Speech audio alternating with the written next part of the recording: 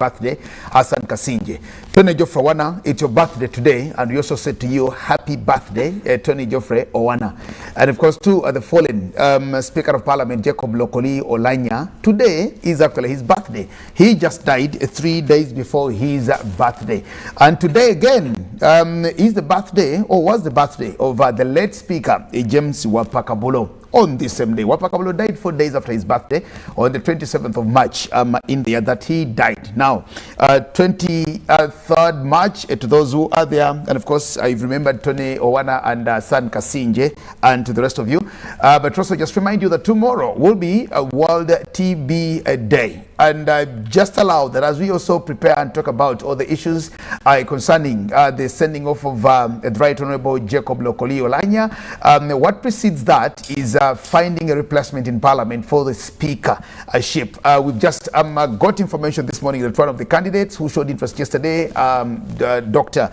Jenruth Achengo Chero, Member of Parliament for Liras City, has actually bowed out of the race. Now, it means 12 members of the National Resistance Movement, as we also wait to see who from the opposition, the United Opposition, also comes to take that on. Now, we'll talk much more about that, but remember, we'll find a speaker. We'll get a speaker by Friday, and then the program, as was given to us by the Minister, Babalanda, will proceed to see how we lay to rest the man of God and the gallant son of Uganda, Jacob Lokoli Olanya. Let's talk about the day tomorrow, which is a World TB Day. And joining me in studios today are two people in here. I'll start with Peace Baguma. She's a project manager for support on AIDS live through a telephone helpline. You're very welcome, my sister Peace Baguma. Thank you. Thank you. I am happy to have you. Thank you. A very good morning. Thank you so much. Together with Peace Baguma is Gladys Nambayo. She's a peer supporter and also a TB survivor. Gladys, you're welcome. Thank you. Happy to have you this morning, and good morning again. Good morning to you. Okay. I'm happy to hear. Thank you. You are a TB survivor. Yes. Wow. What does that mean? Thank you so much. My name is Nambe Gladys, and I greet you all dear listeners. A TB survivor means that it is the person who was once a TB patient and has she or he has thrived or went through under the treatment, and at the end of it all got cured. Yeah. How long were you with TB? Actually for 3 times. 3 times. Yeah. You grew TB. You because you don't seem to be very old. You just look to be too young. But well, of course, I know sickness is sickness. Yeah. Yes. When did you get TB? When did you know you have TB? And when did you survive it? The first time it was 2017 and 2007, sorry, and that I remember I was still young. I had a problem of asthmatic, problem of breathing in my lungs. So unfortunately, I found myself having a TB, and I had to wait for the treatment for 6 months, and I finished my treatment successfully, and they discharged me well. Then the second time it was 2015. I also went to the treatment, and I had to take all the treatment as it was prescribed, and I had to end my treatment very well, and they discharged me. And the thirdly, it was 2020. Just recently, when we were struggling with COVID, you're struggling with COVID and TB at the same time. But in all that process, I used to ask myself, why? And that question is big to everyone who is out there. And it was also on my side of mind. Why me? Why not others? And I had to get a serious treatment to know what is the cause. So I had to go for the x-rays. There is also a service called Gene Expert Machine to do all those diagnoses. And eventually they found that one of the side of my lung had a problem. That's why TB always comes to me. Okay, so in 2007 when you treated it, there was a problem with the lungs, so it resurfaced again. Then you did that, then it came back again. Yeah. Until when you discovered what the root cause was. Yes. Baguma, talk to us about this. We're celebrating the World TB Day tomorrow, and TB, I think, is one of the silent killers in this country. We don't normally give it a lot of attention, and we possibly don't get much time to talk about it. What is it like, and what do we think the people need to know at such a time? Yeah, thank you, Mr. Presenter. My name is Peace Baguma, and at the moment, as we were looking forward to commemorating World TB Day, we also want to raise awareness about the problem, the magnitude of the problem. First of all, in the communities, there is still a lot of stigma, and people don't want to go out there and test.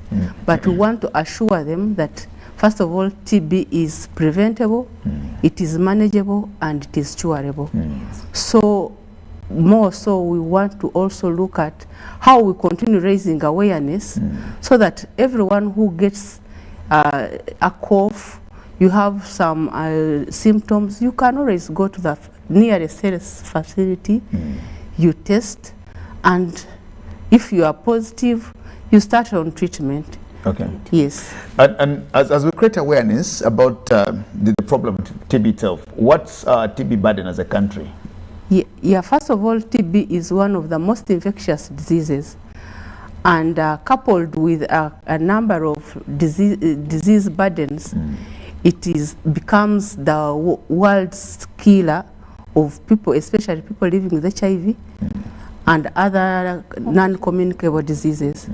So whereas this one can be managed, we believe it is high time we called upon all stakeholders to join hands and make sure that at least we raise awareness in our communities, in government, development partners, to give a hand so that we can manage a TB. What's the prevalence? Because I'm only thinking, when we were battling with COVID here, when COVID had just come into the country, we were very meticulous on figures, on numbers. To actually know how many people have tested positive, how many people are recovering, how many people are succumbing, and to just put us in a place or a position to actually know how bad COVID is and all the things. We give statistics from Malaria Consortium, and I tell you, 14 people die every day. Now, for you to understand that is put a Kamunye together, put a taxi together that is carrying people from one part of the country to another part of the country, then it crashes. It goes head on with a truck somewhere, and all the 14 people die on spot. That's when people realize and say, oh, okay, so that's how bad this thing is. We talk about maternity issues and etc. How about TB? Because do we have these that we actually say X, Y, or Z died of TB, or we talk about the other issues even when they also have TB with them? Yeah, TB is the prevalence in Uganda, for instance, is 1.5 million people. So much as they are not together that we know so in a certain area, but generally on coverage, it is 1.5 million people. And that is not a small number, because when you put it probably in a Kamunye, so many people are dying left, right, and center, but we are silent about it. Okay. So we want to know that at least each one can access treatment, can utilize the treatment, can afford the treatment. So we lose about 1.5 million people every year. Yes. Because of that. That is not a small number, and for any statistic, if somebody is not your person, you may not take it as a big burden. But if it is part of your family member or somebody you know, then you know that really the effect has hit you hard. Yes. Okay. Gladys, what did they tell you causes TB? How did you get TB? Why did you get TB? Because they normally tell us people get TB from maybe smoking and these things, but you got TB as a young girl. Thank you so much. TB comes in different ways, and we know all that it moves in air. So when you are... It's an airborne disease. Yeah, it's an airborne disease. Okay, I'll start like TB is an infectious disease. Sure. Transmitted through air from an infected person to another. Through talking, like as we are. So if like a TB patient and you who are around here, you're not TB patient and you don't have mask, we are just talking, chatting, conversing. So when I try to talk, the air that comes into me, it goes automatically to you. So it is transmitted into air. So that's how. So to prevent TB, we also still have to maintain the tone same. We need to emphasize the masking Yes. We need to emphasize those things of, because I'm now seeing TB and Corona virtually, Yes, except when Corona has, all yes. the same. And when you look at even the signs and symptoms are likely to be the same, the Okay. COVID and the TB, because we do have the coughing. Once you cough for more than 3 weeks, you're likely to be a TB patient or a COVID patient. There is sneezing, there is a chest pain, that is a sign of TB patient, feeling sick or weakness. Then there is also a loss of appetite, when you find you don't want to eat, everything that they bring on table, you feel like you don't want it. Then there is a time when you find that you're coughing, then you're bringing out a spit up mixed up with the blood. All those are signs and symptoms of you might be with a TB.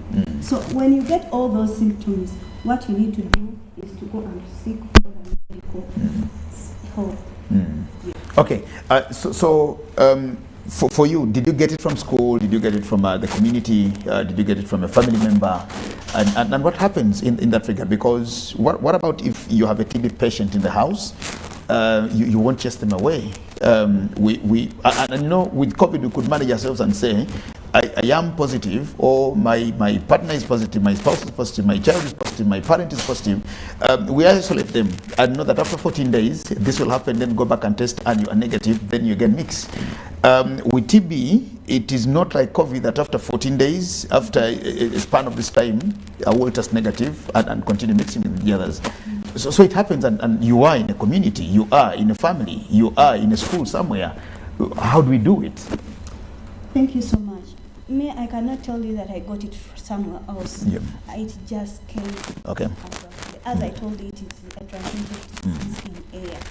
So I may not tell you that I got it through smoking or through somewhere else. And I think in my family, no one has ever been with it except me. And I'm glad that I never infected them, and they loved me so much. That's very good. They cared about me, except maybe the community where you get the self-stigma and discrimination, knowing that this person is going to infect us. So that's how I've been struggling with my life, and I've survived. So when it comes, I have to accept it, that it is me. I have to take the medication as prescribed with my medical workers, and I have to know that it is curable. Okay, that's important. Baguma, she's a survivor. That's a testimony that everybody would want to hear. I had this disease and I am now healed from it. I'm cured from it. That's a good testimony. But the process of curing, the process of treatment, the process of healing, what should the people do? When should the people tell they actually have TB? When they know they have TB, what do they do? And when they start on the process, before healing or before getting cured, what needs to be done in all that? First of all, we have to look at the comprehensive package. And this comprehensive package includes the treatment, the psychosocial support from both family, community, and the health workers, because we don't want to look at the medication alone, because that is not enough. Since this person is already ailing, they need that comfort. Regardless of the pain, it will go. And from that, we also need to encourage the community that stigma is much worse for a person than the disease itself. Because the worst stages are the first 3 weeks of when they are initiated on treatment. But afterwards, then they are not as infectious. So when this person is taken care of in the first 21 days. Those first 21 days, then they are good to go. What you have to do, we have the directly observed treatment. You can come over this time, find out how they are faring in terms of their medication, and you talk, because we want to monitor them that at this point in time, are they adhering to the treatment? Because unless we do that, those 21 days are very, very dangerous. Because if they skip out on that treatment, then at the end of the day they might develop some multi-drug resistance TB, which is also equally very bad and very expensive because the treatment is very expensive. And even when it is transmitted, some people may not go through it well. It leaves a very huge effect on an individual. Nambayo, you are a survivor and you are a peer supporter. Well, as a peer supporter now, and of course a survivor, I want to get it from you. How did you in the first place now? You got chest pain because you're talking about the symptoms and somebody can cough and they say, well, it's just cough, it's just maybe flu. Now that we even have a spike of flus in the country, there's a lot of flu everywhere. And now just because of the flu, somebody may think it's just this flu, Ruviamira, and this cough and this cough. When would they think about going to do TB tests? Where do they go? And at what point should somebody think and take a decision to say, I think this is not just mere flu, let me go and test for TB to say? Thank you so much. We still have a problem as we Ugandans that, let's say when you get like a severe pain, like a cough, flu, we take as it is usual. We know even to treat ourselves that let me go by to the drug shop, I buy some tablets like amoxicillin, ampicillin, you take it. But as time goes on and you see that this cough have persisted for several weeks, you need to rush for the health facility to seek that more treatment. And the treatment is free of charge. There's no any charge on the treatment of TB. The health workers are there, are available anytime you wish to go there. Though we still have a problem to especially men. Men fail to attend that treatment, fail to access the facility. For them, they think, how they see me to the facility going to seek for the medication, let me just leave everything. You find he's buying that treatment, the drugs at the drug shop, he's taking them, and at the end of it all you find is dying. It's a very big problem on that. But on my side, at first it wasn't easy. But as time goes on, that I knew that I'm an infected person and I'll be there forever. When it comes, I have to rush for that treatment because I know what it means and I know what is the results. Yes. Okay. Maybe Baguma, talk to us about this, because the other thing with TB is once people talk about TB, they also talk about HIV and AIDS. And even when we've demystified HIV and AIDS, but people normally don't want to tell their, we have a few people who have boldly come out to say, I am HIV positive, I am a person living with HIV. We have these organizations, we normally have them, we host them. You know, when we talk about AIDS awareness, we have people who come out to say, I was born with HIV and AIDS, I've lived for 25 years with HIV and AIDS, I am a survivor. Well, I'm actually a person living with HIV and AIDS. But to the majority is, when they talk about their TV status, it automatically translates into having HIV and AIDS, and they wouldn't love to, especially like what it says, the men would not want to get into that. Let's talk about that. Can somebody have TB and they do not have HIV and AIDS? Yes. Because first of all, TB can get somebody when their immunity is down. Because a couple of reasons may be nutrition, they have been sick of other diseases, and their immunity is down. So TB can always come up because naturally each one has latent TB in their bodies. So now it can come up after a given time. So as people living with HIV, they are more prone, because already their immunity is compromised by the HIV infection. So that is why most of them are affected by TB. Yes, but it's unfortunate that out of the so many who get initiated on treatment, usually only 72% complete the treatment cascade. So we are wondering where the 28% So this is why we want to look at raising awareness so that each one can always complete their dose. And some maybe could, this kind of transfers, they go to the villages, when they were getting treatment somewhere and the economic situation has hit hard, they decide to go back, and where they have gone, they don't even go to the facility because they would think they were not referred. So want to encourage them that even if you go back to wherever you have gone, please go to the nearest health facility and get, at least we have an opportunity, they give you 1 month's treatment so that you can be initiated in the system. So by the time you complete that month, they will have already assessed you, and the next 2-3 months you can always complete it there. With strict adherence to the treatment protocols, how long would somebody tell, or how long would it take for somebody to cure from TB, now to the survivor? And maybe the other thing is, when we talk about cancer, for example, we've had so bad experiences with cancer in this country. We've lost very eminent people, we've lost lives due to cancer. But the cancer experts, the oncologists tell you, when you discover cancer at this stage, it becomes difficult for us to treat you, and it becomes difficult for you to survive. But when you discover cancer at the initial stages, at maybe stage 1 or stage 2, then there are chances of your survival. So is it the same with tuberculosis? Yes, because we have, like, when somebody has been diagnosed with TB in stage 4.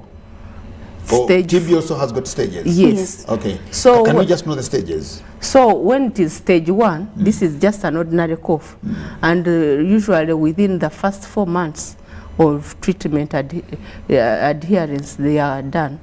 But when it comes to stage 4, then that means their immunity is too compromised, that sometimes they have gone into the MDR stages, the multi-drug resistance stages, and that is where they are so weak. And usually if we don't support this person, we always lose them because they are so sick, the cough is too intense. That's stage 4? Stage 4. So, and usually at that stage, if it is a person living with HIV, their immunity is so down and compromised, so usually we lose them. Okay.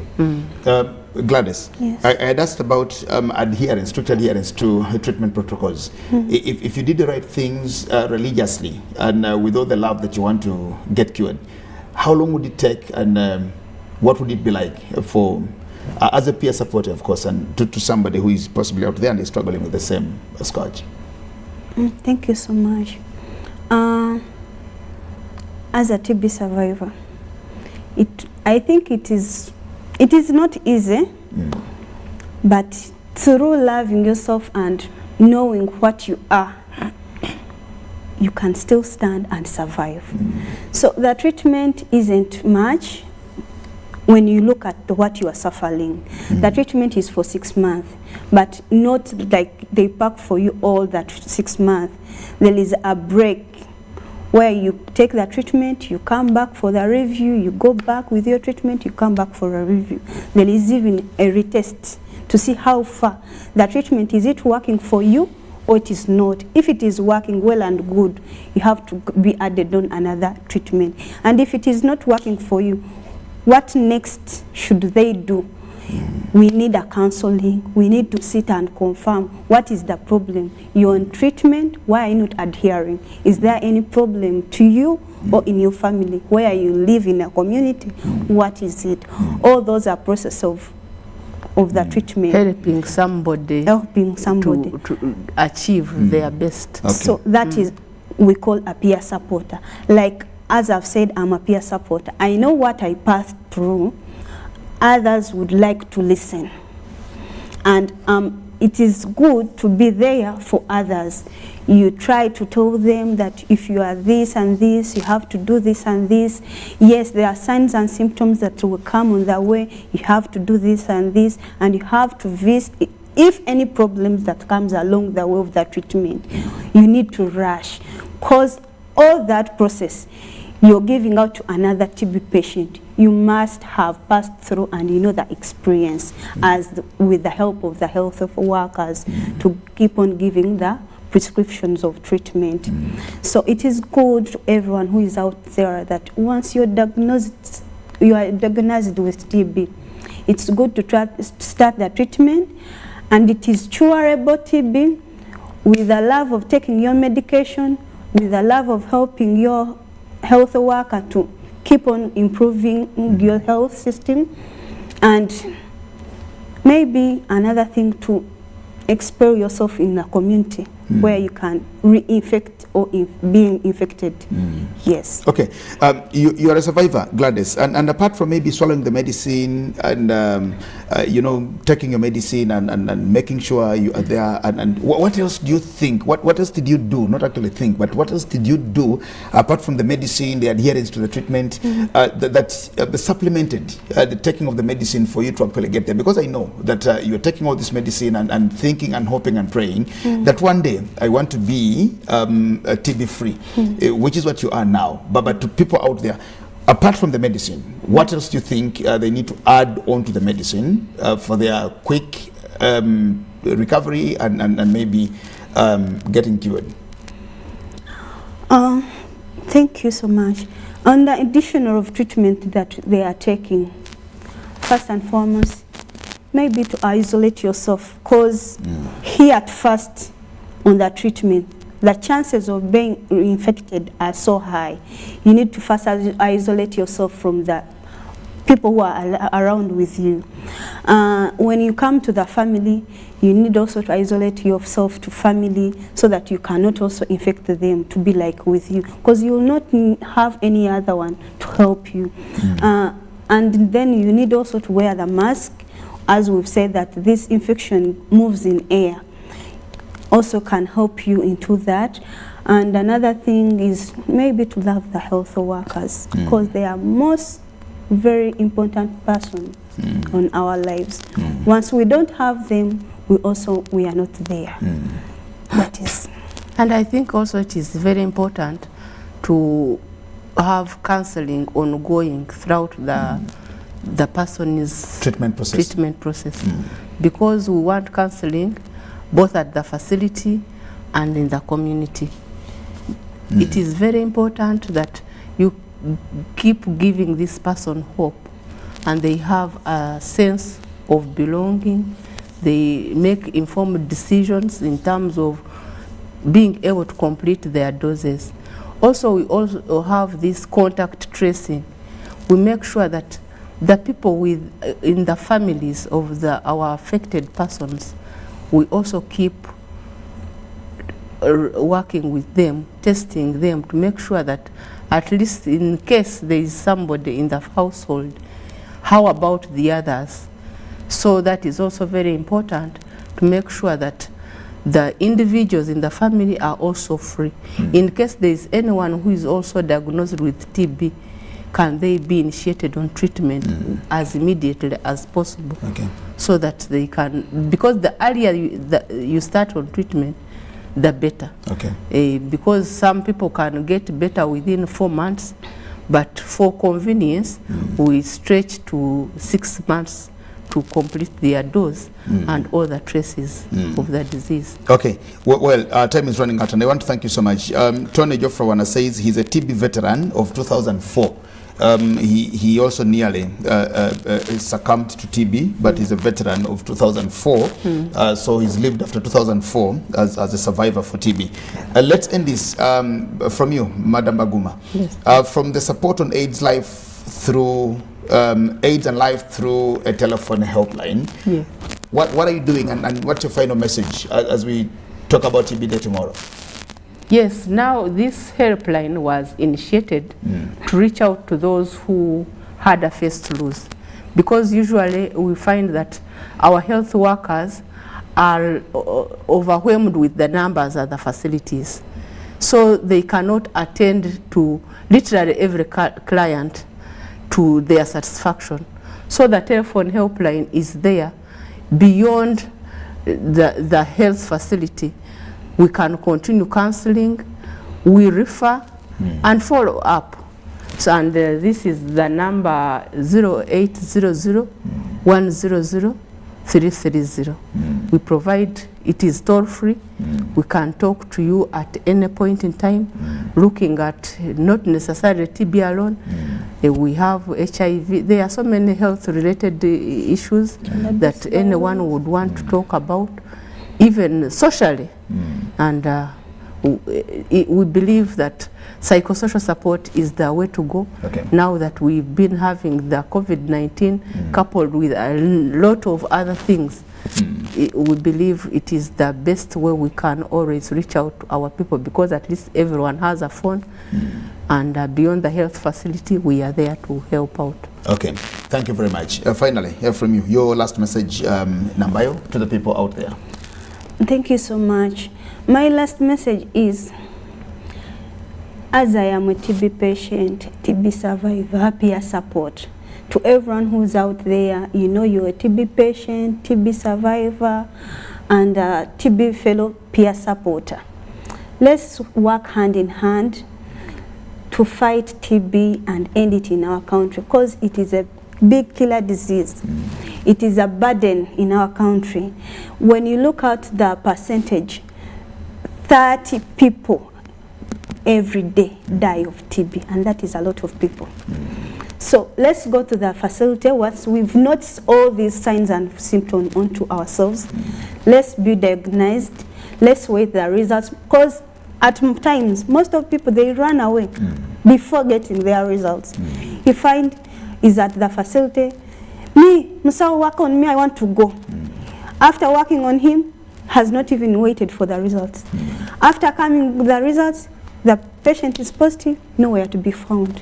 Those are the lost people. They've been saying that they are lost to follow-up. So you need to be patient. I know the facility is a huge with the patient, and I think our health facilities, or rather our health workers are not well off to attain every patient. So you need to be you need to be comfortable. You wait until the health worker tells you the next, and you need to adhere well on the treatment until the treatment is done and they diagnose for you for the last, and they switch off that you've ended that treatment. Thank you. Don't just get tired and say, I'm tired of swallowing the medicine. There are very many tablets, so I'll stop it here. But I want to thank you so much. Thank you so much, Peace Baguma, from the Support on AIDS and Life Through Telephone Helpline. And thank you so much, Gladys Nambayo, a peer supporter and a TB survivor. Thank you very much. Now, we'll commemorate this day tomorrow, the 24th of March, 2022. Now, that will be World AIDS Day tomorrow. Any celebrations in the country that we do? Yeah. Where are we going to be? We shall be in Lira City. Oh, it's going to be in Lira City. Yes. And in Lira City is where Dr. General Thachengo Chero comes from. Sure. So you will be with her, I'm sure. I hope so. There are many issues now happening, because we are now seeing how to send off our foreign speaker, Jacob Lokoliolanya, but it will be in Lira City. What do you expect? What is expected of the people finally? Are you calling the public? Are you calling people to be there? Absolutely, because we want to call upon everyone, to call upon the government, partners, to invest in TB. Both, we cannot invest only money, but even the human resource. Because the human resource is very key in terms of managing. They have the skill, they have the everything that we can think of, and make sure that everyone can come test for TB, because it is treatable, it is preventable, and it is manageable. Thank you very much. World TB Day tomorrow, and the celebrations in the country will be in Lira City. Lira City. There's Lira District and of course Lira City. But of course, that's where we'll be. We thank you so much. My name is Jaganda Semakola Ziksoka. To just promise you that look beyond the lookout, just right here on the public national broadcaster UBC TV, we will bring you updates on what is continuing to ensue or happen as we wait for the day after tomorrow, when we will be in Kololo again to see who replaces Jacob Lokoli Olanya as Speaker of Parliament of the 11th Parliament. And of course, once we have a Speaker sworn in and of course filling the vacancy of the Speakership in this country, then the program on how to lay off and to send off Olanya, the programs will also continue suing. We'll keep it here for now. My name is Jagenda Semakola Ziksoka. Shalom.